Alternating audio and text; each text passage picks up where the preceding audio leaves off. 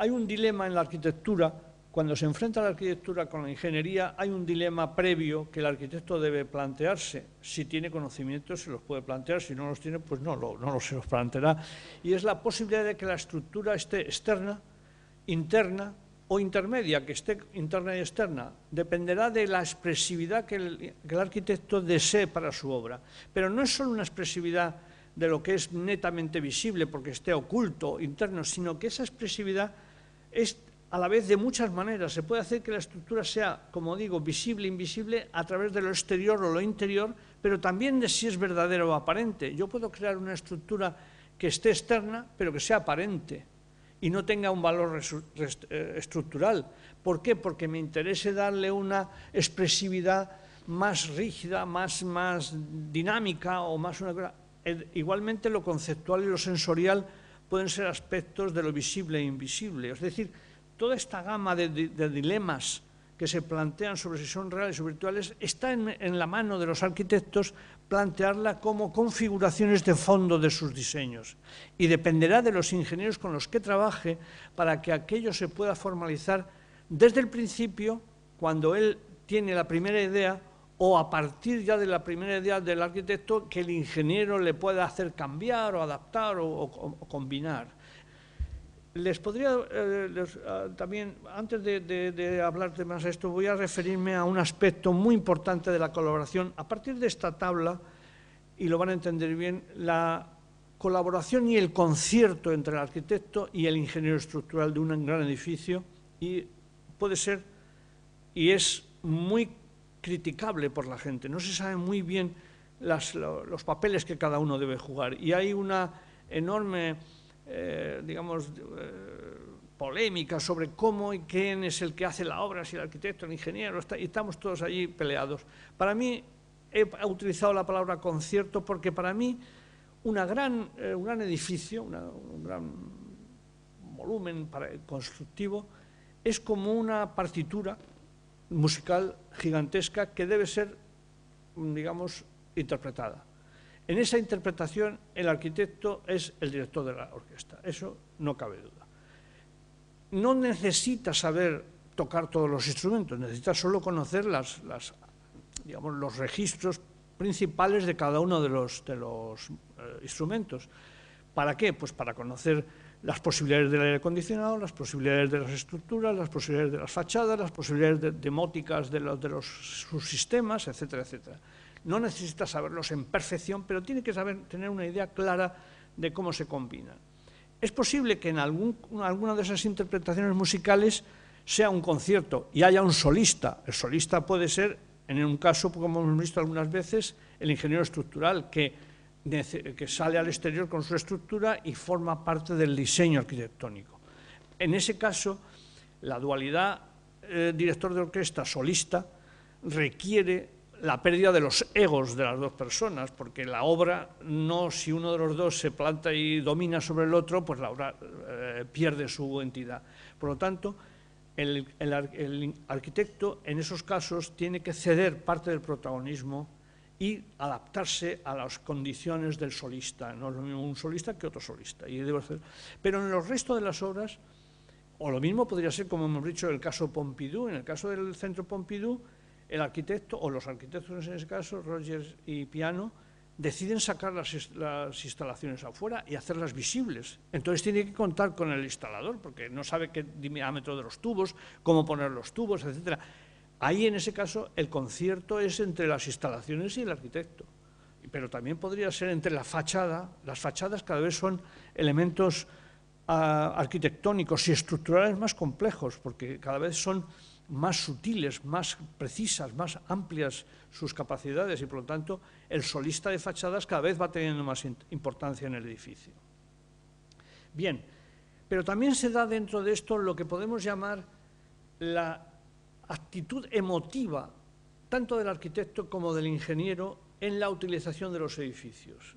O sea, el Weltanschauung, el espíritu de nuestro tiempo, hace que las personas, cuando se acercan a un edificio, en función del edificio, cambien su actitud anímica.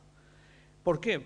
Puede ser por la grandiosidad, por la espectacularidad, por el miedo, por la gran dimensión, por lo que sea, hay un estado. Y yo lo he querido aquí reflejar en dos líneas. Una es el tamaño, no solamente el tamaño en cuanto a dimensión, sino si es externo o interno, o es muy alto o es muy profundo, y luego el dominio en el sentido de cuánto de nuestra actividad normal nos permite entrar en unos edificios tranquilamente. Por ejemplo, entramos en una vivienda porque tenemos dominio de esa vivienda, ¿entiende? Hay un dominio alto.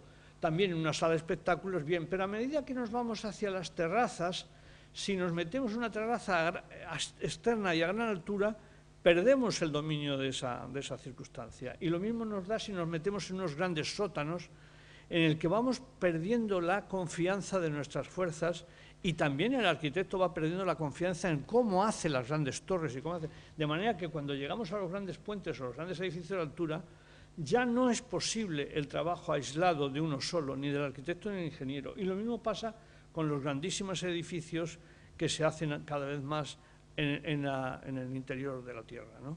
Por lo tanto, estas variables anímicas, estructurales, económicas, etcétera, y constructivas, son muy importantes a la hora de que los arquitectos que van a tener que trabajar con estas grandes piezas sepan coordinar con todos esos factores.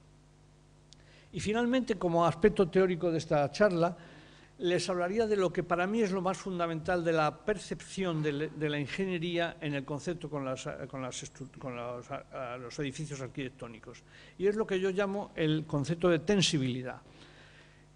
Las formas libres que cada vez los arquitectos están llevando a cabo, porque precisamente se han dado cuenta que los ingenieros luego son capaces de hacerlo, de sustentar cualquier cosa, aunque sea a unos costos tremendos, han tenido en el reciente pasado una gran importancia, porque el efecto icónico, el efecto marketing, el efecto propaganda para las grandes empresas, hacer un edificio extraordinariamente original y aparatoso, pues les compensaba de pagar unas cifras brutales. Y por lo tanto, la realidad es que ha habido unos derroches inmensos que en la parte privada, pues bien está, las empresas saben lo que hacen, pero también ha afectado a los edificios públicos en gran manera, haciendo pagar cantidades inmensas por obras que han sido en loor y en oda de los arquitectos que las han hecho. Por lo tanto, ahí tenemos a todos un derecho a tomar decisiones algunas veces. Para mí la tensibilidad,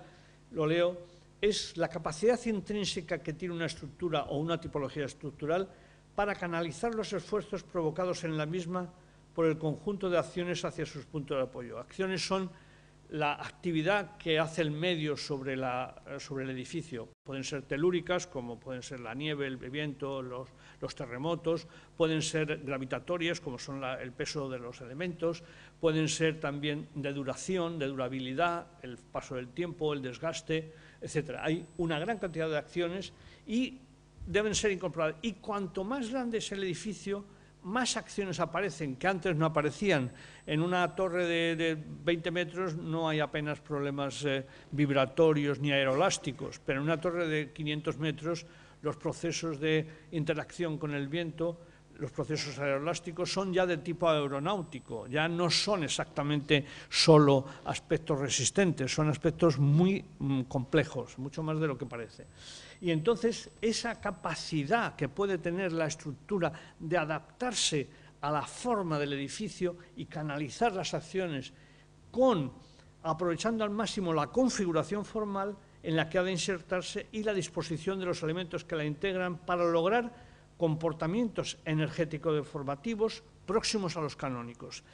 Veremos cómo en estos edificios que hemos estado viendo de los grandes ingenieros del pasado, casi todas las formas son muy canónicas, es decir, responden a unos conceptos estructurales de máxima eficacia de aprovechamiento de los materiales para canalizar esas acciones hacia la cimentación. Por el contrario, en las grandes formas libres y adaptadas, las estructuras tienen que retorcerse para poder resistir esas acciones. Y, por lo tanto, próximos ideales o de mínima energía interna del sistema deformado que responde a esas acciones. Contra más, digamos, torturada sea la estructura, más cuesta. Pero si el ingeniero es capaz de intuir bien formalizaciones estructurales dentro de la forma libre que tiene la arquitectura, habrá encontrado ese factor tensibilidad. Ese es uno de los temas en los que yo, claro, hoy no vamos a hablar de eso, no se sientan temerosos, pero es uno de los temas en los que el estudio y el análisis de las actitudes estructurales para maximizar la tensibilidad es más importante para mí, ha sido más importante para mí.